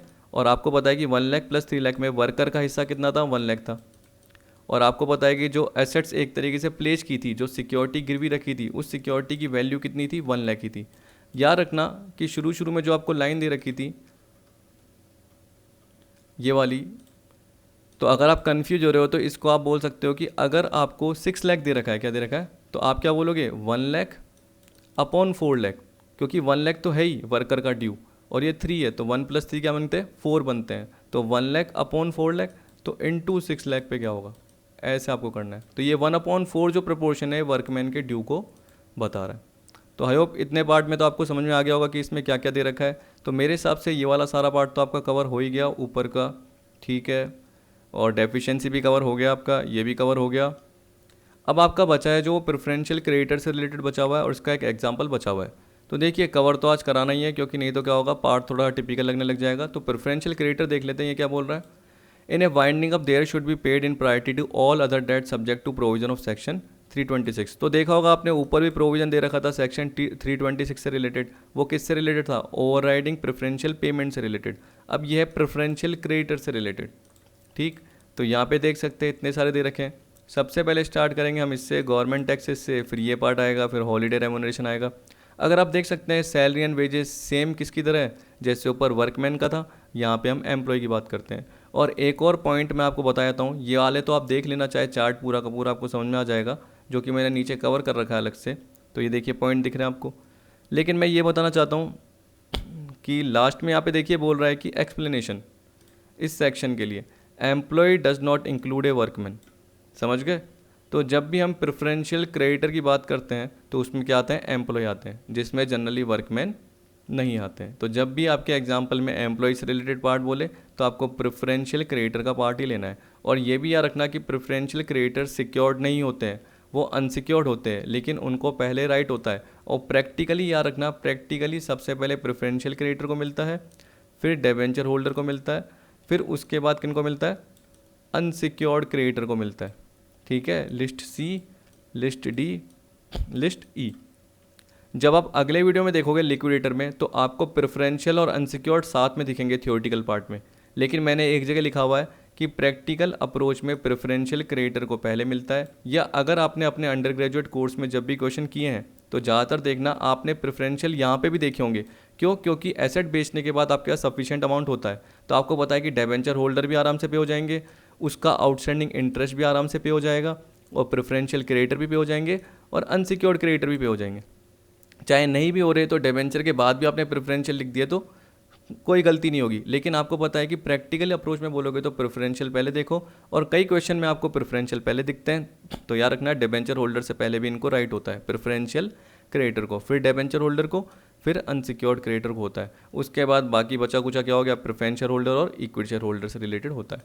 यहाँ पे आपको बोल दिया सबसे पहला पार्ट कि प्रेफरेंशियल क्रेडिटर में क्या आते हैं, गवर्नमेंट टैक्सेस। अब देखिए क्रेडिटर समझिए, क्रेडिटर मतलब क्या है, आपको पता है कि आपको पेमेंट करना था लेकिन आपने अभी तक पेमेंट नहीं करा, ड्यू है। तो वो कितने महीने का ड्यू है, तो ये बोल रहा है कि पिछले 12 महीने के अंदर जो पार्ट ड्यू है। अब पिछले 12 महीने कौन से, जो भी वाइंडिंग अप का ऑर्डर आया है उससे जस्ट पहले के 12 महीने के अंदर जो भी रेवेन्यू टैक्सेस, जो भी टैक्सेस का पार्ट, जो भी सेस, जो भी रेट्स हैं, जो कि कंपनी को किसको देना है, सेंट्रल गवर्नमेंट को देना है या स्टेट गवर्नमेंट को देना है या लोकल अथॉरिटी को, मतलब हम बोल सकते हैं कि गवर्नमेंट को देना है किसी भी रेलिवेंट डेट को। ठीक, लेकिन क्या बोल रहा है कि वाइंडिंग अप ऑर्डर से जस्ट पहले के 12 महीने के टैक्सेस, रेट्स, ये सारे होने चाहिए। ठीक है, जो कि सेंट्रल गवर्नमेंट को पे करने थे, ड्यू हो गए लेकिन पे नहीं करे। तो बोल रहा है having become due and payable within the 12 months immediately before that date. That date का मतलब क्या हो गया, वाइंडिंग अप ऑर्डर से जस्ट पहले के 12 महीने, वाइंडिंग अप ऑर्डर से जस्ट पहले के 12 महीने। फिर आपको सैलरी एंड वेजेस भी दे दिया। अब देखिए सैलरी एंड वेजेस में क्या बोला है, अब देखिए इसमें भी यही बोल रखा है कि जो भी वेजेस, सैलरी, यहाँ पे इंक्लूडिंग बोल रखा है वेजेस पेबल फॉर टाइम और पीस वर्क। कहने का मतलब टाइम के हिसाब से मिलता है, जो भी पर्टिकुलर बोल सकते हैं 10 to 5 या जैसे भी वो वर्क करते हैं, 8 आवर्स 10 आवर्स, या हम बोल सकते हैं वीक के हिसाब से जो भी उनके टाइम पीरियड के अकॉर्डिंग उनको वीकली लेबर मिलती है, वेजेस मिलती है, मंथली मिलती है, वो पार्ट आ गया। पीस वर्क मतलब क्या हो गया, यूनिट बेसिस पे काम करते हैं कि पर्टिकुलर इतनी यूनिट आपको मैन्युफैक्चर करनी है, उसके हिसाब से जो भी पार्ट मिल रहा है। तो ऑल वेजेस और salary including wages payable for time और piece work and salary earned wholly or in part by way of commission of any employee in respect of service rendered to company। तो company को service दी और उसके बदले में जो भी amount due हुआ, जो कि कंपनी ने अभी तक पे नहीं करा, क्योंकि कंपनी का वाइंडिंग अप का प्रोसेस हो गया। क्योंकि देखिए यहाँ पे पूरा पढ़ के देखिए बोल रहा है and due for a period not exceeding 4 month within the 12 month immediately before the relevant date.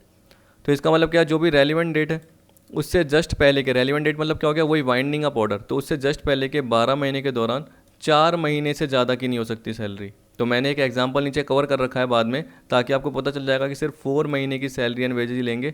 अगर क्वेश्चन में दे रखा है कि उसकी 5 महीने की सैलरी ड्यू है, 6 मंथ की है, तो नॉर्मली जो पार्ट कवर करेंगे प्रेफरेंशियल क्रेडिटर के फॉर्म में, तो वो 4 मंथ की सैलरी का पार्ट ही कवर करेंगे, 4 मंथ की सैलरी का पार्ट ही कवर करना है। तो इसमें पूरे के पूरे 12 महीने का ड्यू, इसमें 12 महीने, पिछले 12 महीने के अंदर 4 महीने की सैलरी का पार्ट कवर करना है। Subject to the condition that amount payable under this clause to any workman should not exceed such amount as may be notified. तो इसका मतलब जो ये 4 महीने का पार्ट नोटिफाइड किया गया है उससे ज़्यादा ना हो सके। ये नहीं कि आपने 5 मंथ का प्रोवाइड कर दिया, तो आपको 4 मंथ का ही प्रेफरेंशियल क्रेडिटर में लेना है। हॉलीडे रेमुनरेशन वही, जो भी एक्रू रेमुनरेशन हुआ जो कि पेबल है, अभी तक पे नहीं करा, जैसे आपको बताया सैलरी वेजेस पे नहीं करी, वैसे ये भी पे नहीं करा। या बोल रहा है और in the case of his death to any other person claiming under him, वही nominee, on the termination of his employment before और by the winding up order और द एस के में with the dissolution of the company. तो देखिए आपको पता है कि डेथ हो गई उससे पहले या एम्प्लॉयमेंट से उसको हटा दिया गया, लेकिन अभी भी ड्यू अमाउंट है और कंपनी का वाइंडिंग अप हो गया, तो उससे पहले के जस्ट 12 महीने पहले जो भी, अब देखिए 12 महीने पहले में हम बोल सकते हैं कि हमने 12 मंथ पहले का पार्ट लिया, लेकिन ये तो अक्रूड होता है। ये तो उसने क्या करा, 15 ईयर्स काम किया और हर साल में उसकी देखो 15 डेज़ की सैलरी क्या होती थी या 30 डेज़ की सैलरी क्या होती थी, ड्यू हो जाती थी, एक्रू हो जाती थी, क्योंकि वो हॉलीडे से रिलेटेड लेता ही नहीं था पार्ट, छुट्टी नहीं करता था, ठीक, घूमने नहीं जाता था। तो यहाँ पे हम बोल सकते हैं कि उसके 30 डेज़ की सैलरी का पार्ट एक्रू हो गया ईयर की। तो 30 डेज़ के हिसाब से इंटू 15 डेज़ कीजिए, तो 450 डेज़ के हिसाब से जो भी उसका क्या बोल रहा है कि सैलरी का पार्ट बन रहा है, जो भी रेमुनरेशन का पार्ट उसका बन रहा है, वो कौन देगी, कंपनी देगी। तो ये नहीं कि आप पिछले सिर्फ 12 महीने का पार्ट इसमें कंसिडर कर रहे हैं, ऐसा नहीं है, आपको तो वो पूरा का पूरा एक्रू जितना भी है हॉलीडे रेमुनरेशन वो देना पड़ेगा। तभी इसमें ये नहीं बोल रखा कि पिछले 12 महीने का इतना लिया जाएगा, ऐसा कुछ नहीं दे रखा, ठीक है। फिर आपको डी पॉइंट में क्या दे रखा है, कॉन्ट्रीब्यूशन अंडर ESI एक्ट। तो यहाँ पे वही एम्प्लॉय स्टेट इंश्योरेंस की बात करते हैं। Unless the company is being wound up voluntary merely for the purposes of reconstruction और amalgamation with another company, all amount due in respect of contribution payable during the period of 12 month immediately before the relevant date by the company. अब देखिए इसमें आ गया 12 month, तो इसका मतलब ये एक ही तरह, जैसे कंपनी क्या करती है, एम्प्लॉय को सैलरी देती है, ठीक है, वैसे ही बोल रहा है कि जो एम्प्लॉय के बिहाफ पे एम्प्लॉयर ने कॉन्ट्रीब्यूशन का पार्ट करा है और वो सामने वाले को नहीं दिया, एम्प्लॉय को नहीं दिया, तो एम्प्लॉय क्या करेगा, मांगेगा। तो ये बोल रहा है कि contribution payable during the period of 12 month immediately before the relevant date by the company as the employer of person under the employees state insurance act 1948 और any other law for the time being in force. तो याद रखना ये B से related है, मैंने गलती से ए बोल दिया, ठीक, नहीं सॉरी ए से रिलेटेड है, मैंने बी बोल दिया गलती से। सैलरी एंड वेजेस से रिलेटेड नहीं होगा, क्योंकि सैलरी एंड वेजेस में तो 4 मंथ का पार्ट लोगे, तो जनरली आपको पता है कि इसमें पूरे 12 मंथ का है, तो उसको रेवेन्यू टैक्सेस से जोड़ के देख लेना, यानी local authority, central government, state government के टैक्स से रिलेटेड जोड़ के देख लेना। तो ए और डी एक तरीके से एक जैसे ही पार्ट कवर कर रहे हैं, बी वाले पार्ट में आपको सिर्फ 4 मंथ का लेना है, सी वाले में जितना भी एक्रूड है वो कवर करना है। और एक और चीज़, जब भी आपका ये अनलेस आता है, क्या आता है, अनलेस, ये भी चीज़ याद रखना।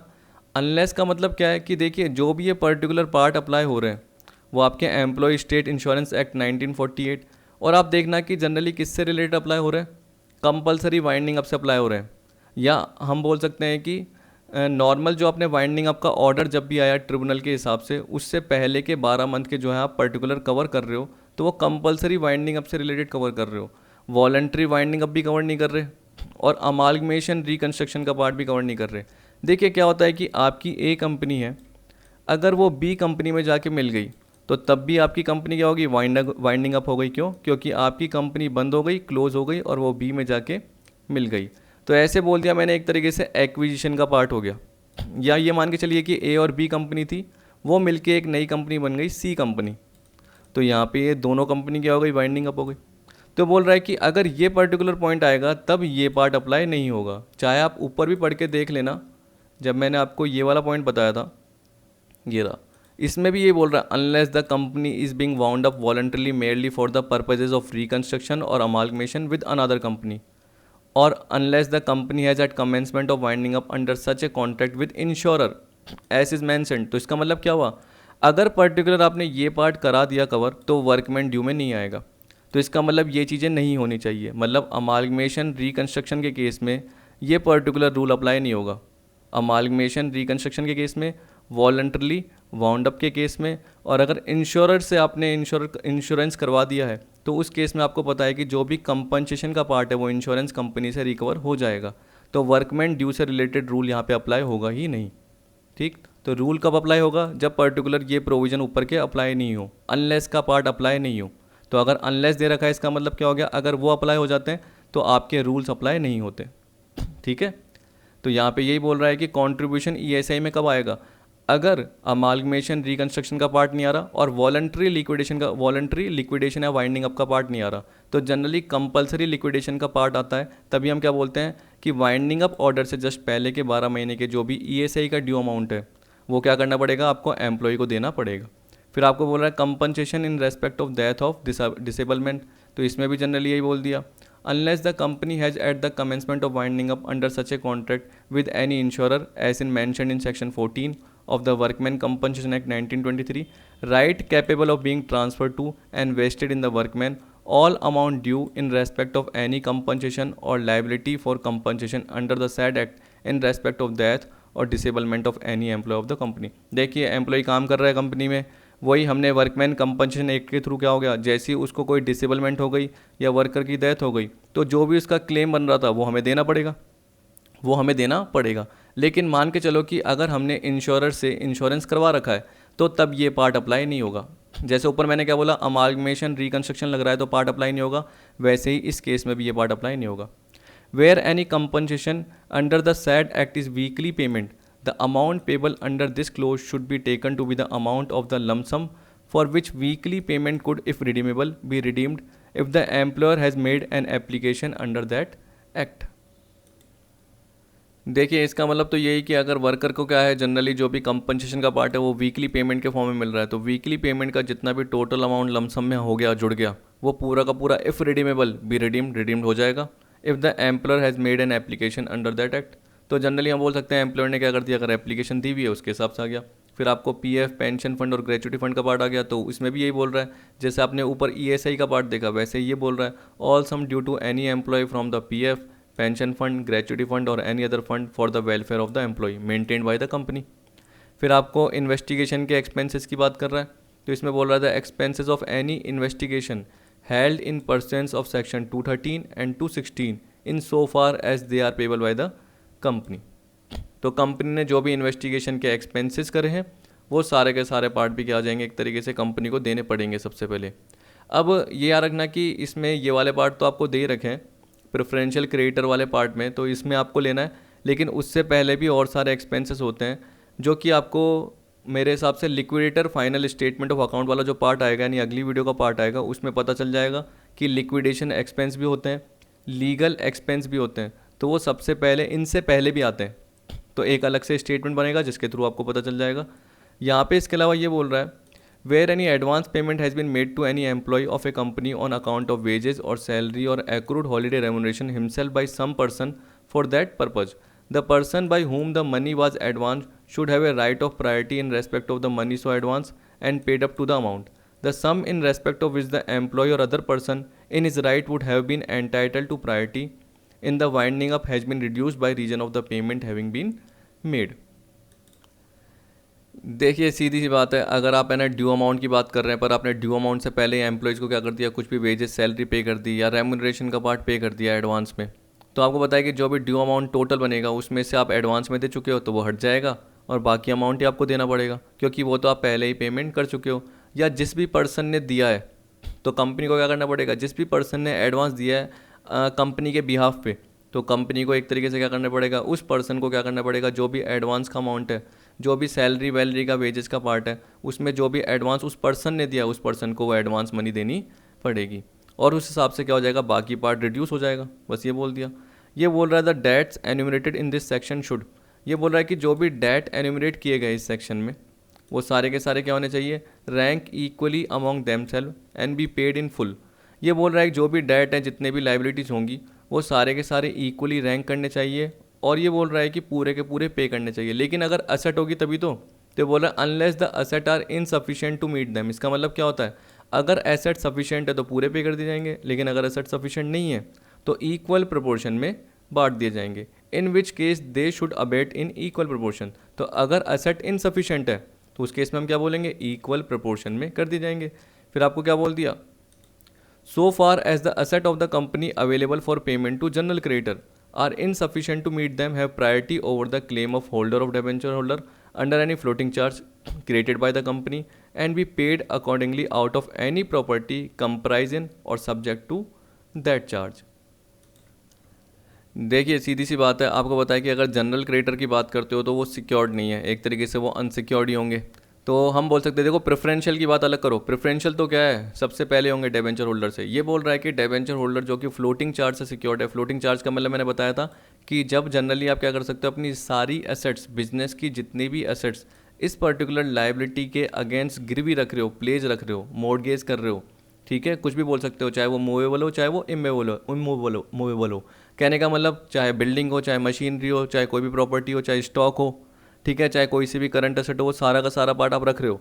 तो आपको पता है कि जनरली जो डिबेंचर होल्डर है वो क्या करेंगे, वो क्या बोलेंगे कि ये पर्टिकुलर एसेट जो भी सिक्योर्ड रखी गई है इसको बेचो और इससे रिलेटेड जो भी अमाउंट रिलाइज हुआ वो मुझे दे दो।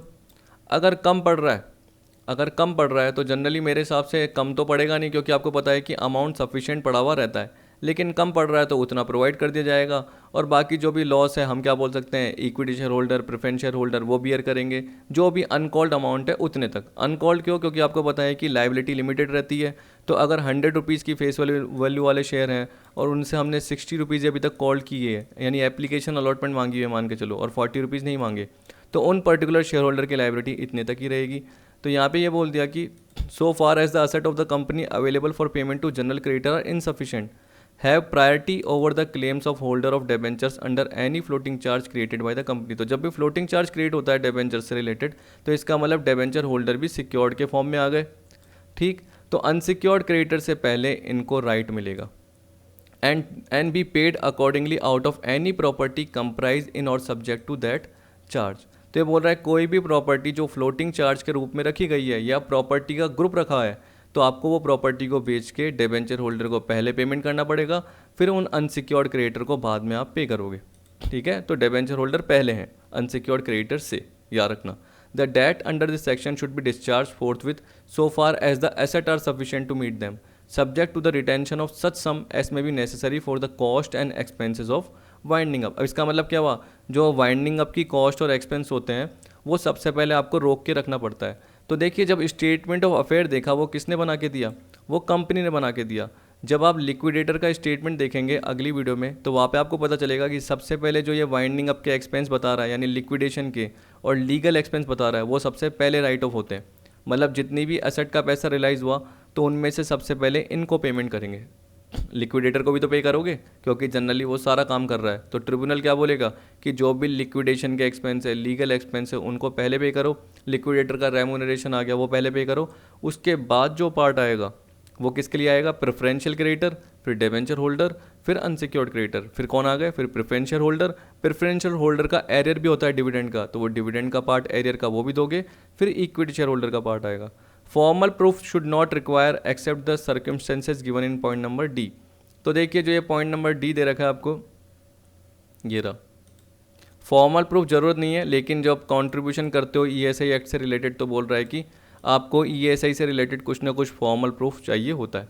अब यहाँ पे इस तरीके से लाइन दे रखी है तो हमें पढ़ना पड़ेगा। इसी तरीके से बोल दिया, in the event of landlord और अदर पर्सन डिस्ट्रेनिंग और having distrained on any goods और effect of the company within 3 months immediately before the date of winding up order, the date to which priority is given under this section should be a first charge on the good or effect so distrained on or the proceed of the sale thereof।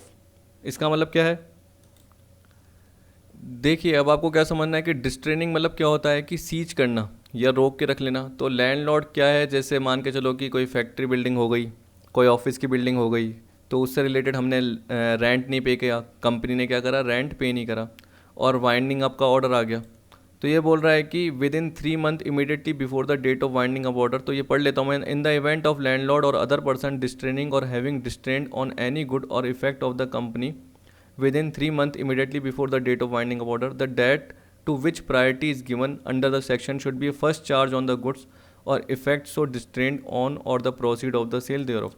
ये बोलना चाहता है कि जो भी particular क्या करा आपने, एसेट्स की सेल करी, उस पर जो भी अमाउंट रिलाइज हुआ, तो उसका यूज़ क्या करोगे, इनको पे करने के लिए करोगे लैंडलॉर्ड को, या जो भी पर्सन जिसने क्या कर रखी है, आपकी एसेट सीज करके रखी हुई है, या आपकी नहीं है उसकी खुद की है, लेकिन वो सीज क्यों करके रखा हुआ है, क्यों, या आपके गुड्स को उसने सीज क्यों करके रखा हुआ है, क्योंकि आपने ड्यू अमाउंट का पेमेंट नहीं किया था। जो कि जनरली क्या बोल रहा है कि वाइंडिंग अप जो भी ऑर्डर हुआ उससे जस्ट पहले के 3 महीने से रिलेटेड हो, विद इन 3 months से रिलेटेड हो। तो दैट टू विच, ये बोला the dates to which priority is given under this section should be a first charge. तो उस 3 महीने का जो भी ड्यू अमाउंट है, जो कि वाइंडिंग अप ऑर्डर से पहले क्या आ रहा है, उसको प्रायोरिटी दी जाएगी और उसको फर्स्ट चार्ज माना जाएगा। इसका मतलब क्या हुआ, जो भी एसेट बेचने से पैसा मिलेगा उसमें से सबसे पहले लैंडलॉर्ड को पेमेंट कर दिया जाएगा, क्योंकि उसका अमाउंट रुका हुआ है। Provided that in respect of any money paid under any such charge the landlord और other person should have the same rights of priority as the person to whom the payment is made. तो बोल रहा है अगर इसी तरीके से हमने किसी और ऐसी टाइप के चार्जेस के अगेंस्ट मनी पे किया है तो सेम टू सेम लैंडलॉर्ड को भी ऐसा ही राइट होगा, या किसी भी अदर पर्सन ने जो क्या कर दिया, कंपनी की प्रॉपर्टी को सीज कर दिया या गुड्स को अपने पास रख दिया क्योंकि कंपनी ने ड्यू अमाउंट का पेमेंट नहीं किया था, तो कंपनी को क्या करना पड़ेगा, ड्यू अमाउंट का पेमेंट करना पड़ेगा। तो ये फर्स्ट चार्ज है। फिर आपको बोल दिया any remuneration in respect of period of holiday और of absence from work on medical ground through sickness और other good cost should be deemed to be wages in respect of services render to company during that period. वो तो वही आपको बोल दिया कि accrued holiday remuneration से related part आ गया। या बोल रहा है कि आप वर्क से एब्सेंट हो, किसके बेसिस पे, मेडिकल ग्राउंड के बेसिस पे, तो आपको पता है कि आपकी सैलरी एक तरीके से कटती नहीं है। अगर मेडिकल ग्राउंड के बेसिस पे सिकनेस के फॉर्म में ले ली, किसी किसी जगह पे बोल रहे हैं कि सैलरी कटती नहीं है, तो अगर ड्यू अमाउंट बन रहा है तो आपको पता है कि जो भी सर्विसेज आप कंपनी में देते हो उस पीरियड के दौरान, तो वो रेम्यूनरेशन एक तरीके से कहलाएगा और वो ड्यू अमाउंट में जाएगा और वो भी कंपनी को देना पड़ेगा। अब एक्सप्लेनेशन में क्या बोल दिया, accrued holiday remuneration includes in relation to any person all sums which by virtue either of his contract of employment or of any enactment including any order made or direction given thereunder are payable on account of the remuneration which would in the ordinary course have become payable to him in respect of a period of holiday had his employment with the company continued until he become entitled to allow the holiday। ठीक, देखिए अभी क्या है, typical language होती है, तो generally इसमें क्या बोल रखा है कि अगर एम्प्लॉयमेंट चल रहा होता, अगर वाइंडिंग अप नहीं होता और एम्प्लॉयमेंट कंपनी का कंटिन्यू रहता तब तक, तो आपको पता है कि ऑर्डिनरी कोर्स में आप क्या करते, कंपनी के एम्प्लॉयमेंट में रहते ही रहते, तो आपका रेम्यूनरेशन भी जमा रहता। तो ये बोल रहा है कि एक्रूड हॉलीडे रेम्यूनरेशन का मतलब क्या हो गया, वो सारा रेम्यूनरेशन जिसमें आपके पिछले साल का रेम्यूनरेशन भी आ जाएगा जो कि हॉलीडे से रिलेटेड ही है, जो एक्रू है। तो जैसे मैंने बोल दिया कि आपने 15 ईयर्स या 20 ईयर्स सर्विस की, हर ईयर के हिसाब से आपका 15 डेज़ का 30 डेज़ का एक्रू हुआ, तो वो सारा पार्ट जुड़ जाएगा, ये बोल रहा है। अब ये बोल रहा है कि यहाँ पे बोल रहा है by virtue either of his contract of employment और of any enactment including any order made और डायरेक्शन गिवन देयर अंडर। अब देखिए कभी कभी क्या होता है कि मैंने जैसे स्कूल का पार्ट बताया, तो ज़रूरी नहीं कि कॉन्ट्रैक्ट में इंक्लूड किया जाए, आपको नॉर्मल आपसे डॉक्यूमेंट मांग लिए जाते हैं और आपको क्या रख दिया जाता है, सैलरी बेस पे रख दिया जाता है, लेकिन आपको दूसरों से पता चल जाता है या वो खुद ही बता देते हैं। तो एक तरीके से आपको पता है कि जैसे ही आपने वर्क करना चालू किया, आपने टीच करना चालू किया, आपको पता चल गया, तो एक एनेक्टमेंट हो गया जिसके थ्रू आपको पता चला कि आपका जो हॉलीडे रेम्यूनरेशन है वो भी आपको मिलेगा, तो आप महीने में 1 दिन की छुट्टी कर सकते हो, आपकी सैलरी नहीं कटेगी। अगर आप नहीं करते हो, आप छुट्टी लीव नहीं लेते हो, तो वो 1 दिन की आपकी जमा होती जाएगी और वह एक्रू होती जाएगी। तो इसमें यही बोल रहा है, और ये मानते हुए चलेंगे कि अगर कंपनी कंटिन्यू करती तो उस केस में हॉलीडे टोटल मिला के कितना होता। ठीक है, तो वाइंडिंग अब तक का जो भी एक्रूड पार्ट है वो सारा का सारा मिलेगा। एम्प्लॉय में वर्क मैंने इंक्लूड नहीं किया था। रेलिवेंट डेट का मतलब क्या बोल रहा है, जो वाइंडिंग अप का ऑर्डर बोल दिया मैंने, जब भी क्या करती है, ट्रिब्यूनल दे देती है, तो ये बोल रहा है it means in the case of company being wound up by the tribunal the date of appointment और first appointment of a provisional liquidator और if no such appointment was made the date of winding up order. तो अगर आप देख सकते हैं, generally मैं बार बार वाइंडिंग अप ऑर्डर बोलता हूँ क्योंकि आपके जब भी आप पर्टिकुलर कोई पॉइंट पढ़ते हो या कहीं पे भी पढ़ते हो तो ज़्यादातर वाइंडिंग अप ऑर्डर लिखा हुआ होता है। नहीं तो देखिए इसमें क्या बोल दिया कि अगर प्रोविजनल लिक्विडेटर को फर्स्ट अपॉइंट किया गया और अगर ऐसे अपॉइंट नहीं किया, प्रोविजनल का मतलब क्या हो गया, अपॉइंटमेंट और first appointment for a provisional liquidator. सीधी सी बात है, मैंने बताया कि जब भी पेटिशन कोई डालता है तो ट्रिब्यूनल को अगर लगता है कि अब ठीक है लिक्विडेटर को अपॉइंट कर लेते हैं, क्योंकि जैसे ही लिक्विडेटर को अपॉइंट करेंगे वो 21 डेज़ में क्या करेगा, आपसे स्टेटमेंट ऑफ अफेयर मांगेगा, किससे, कंपनी से। ठीक है, तो ट्रिब्यूनल एक तरीके से क्या करेगा, लिक्विडेटर को बोल देगा कि इनसे 21 डेज़ में स्टेटमेंट ऑफ अफेयर्स आप ले लेना और उसके अकॉर्डिंग जो भी एसेट्स सोल्ड करने का काम है, लाइबिलिटीज़ का काम है। तो देखिए बहुत लंबा प्रोसीजर होता है, बहुत टाइम भी लगता है आगे, तो स्टेटमेंट ऑफ अफेयर्स सामने वाले को क्या करना पड़ता है, कंपनी को जल्दी प्रोवाइड करना पड़ता है। तो बोल रहा है अगर ये अपॉइंटमेंट नहीं की गई है तो उस केस में क्या हो गया, ट्रिब्यूनल ने जो भी वाइंडिंग अप का ऑर्डर दिया है वो unless in either case the company had commenced to be wound up voluntarily before the date under the insolvency and bankruptcy code। तो जनरली जो मैंने बताया कि ट्रिब्यूनल अपॉइंट करवाता है लिक्विडेटर, वो किस केस में कराता है, कंपलसरी वाइंडिंग अप केस में। ठीक है, क्योंकि वॉलंटरीली में तो जनरली कौन करवाता है, कंपनी खुद ही करवा देती है, और कंपनी जैसे एसेट बेचती है उसके हिसाब से लाइबिलिटी रिकवर कर लेती है, लाइबिलिटीज़ पे कर देती है, preference share holder, equity share holder का जो भी पार्ट है वो सेट ऑफ कर लेती है, उसके बाद वो क्या करती है, एडजुडिकेटिंग अथॉरिटी के पास, जो कि आपको मैंने बताया था नेशनल कंपनी लॉ ट्रिब्यूनल, मैंने एक और जगह देखा था लिखा हुआ था date recovery tribunal, date recovery tribunal, उसके पास चले जाती है और उसके हिसाब से क्या करती है, बोलती है कि हमारा वाइंडिंग अप का ऑर्डर हमें दे दो। तो ये जनरली किसके केस में होता है, voluntarily winding up. Insolvency and bankruptcy code 2016, जिसमें मैंने आपको बताया था सेक्शन 59 अप्लाई होता है। जबकि यहाँ पे जो आपने देखे थे वो जनरली किससे रिलेटेड है, कंपलसरी वाइंडिंग अप से रिलेटेड है, जिसमें लिक्विडेटर कौन अपॉइंट करता है, ट्रिब्यूनल अपॉइंट करता है। Section 326 and 327 should not be applicable in the event of liquidation under the insolvency and bankruptcy code 2016। समझ गए? तो जो आपने सेक्शन ऊपर पढ़े 326 और 327 का पार्ट, वो आपका अप्लाई नहीं होगा, क्योंकि इस केस में जनरली क्या आ जाएगा, वॉलंटरी लिक्विडेशन का पार्ट आ जाएगा। तो इसलिए सेक्शन 326 और 327 अप्लाई नहीं होते। अब देखिए इसमें जो आपका ये इलस्ट्रेशन दे रखा है, मेरे हिसाब से अगली वीडियो में कवर हो पाएगा, क्योंकि बहुत टिपिकल भी पार्ट है। तो मैं क्या करता हूँ कि ये जो पार्ट और बाकी जो आपके 2 इलस्ट्रेशन के पार्ट है वो मैं कवर करूँगा अगली वीडियो में। एक इलस्ट्रेशन तो ये है और एक अपना आएगा liquidator final statement of account का पार्ट, जो कि मैंने थियोरेटिकल पार्ट दे रखा है कितना कम है। तो मेरे हिसाब से अगली वीडियो में 1 आवर में आपका सारा का सारा पार्ट कवर हो जाएगा। ठीक, तो आज के लिए इतना पार्ट ही काफ़ी है। वीडियो देखने के लिए थैंक यू।